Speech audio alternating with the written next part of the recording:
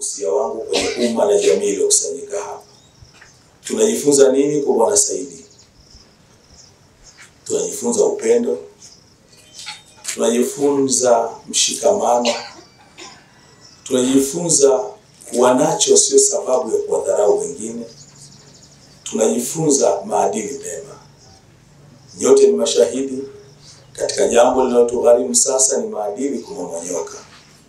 Niwaombe sana, kila mmoja wetu, ima atakuwa mzazi au mlezi, kwa nafasi yako kama Mtanzania, mtoto wa mwenzio ni wako. Tusimame pamoja kuzilea familia zetu, kuwalea watoto wetu wa Kitanzania, na sote kwa pamoja tusimame kupinga na kulaani uharibifu wowote unaotaka kutokea kwenye jamii yetu.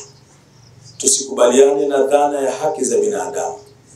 Mungu amemuumba mwanadamu mwanamume, hiyo ndiyo haki yake.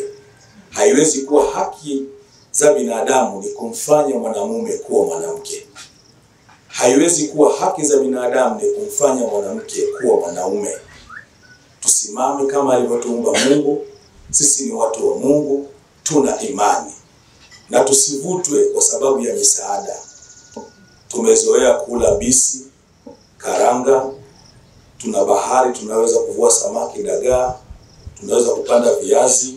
Hata ikitokea kama wakubwa wa dunia watasema hatuwezi kusaidiwa mpaka tukubali haki za binadamu ni mwanaume kuolewa na mwanaume mwenzie au mwanamke kumuoa mwanamke mwenzie, tuambie hapana. Na niseme hapa, watu wa serikali mnaweza kukaa kimya, lakini sisi watu wa dini tusimame, na waumini wetu tusimameni kusema hapana. Na nyie mkiulizwa huko, semeni wenye nchi yao hawataki. Asante sana.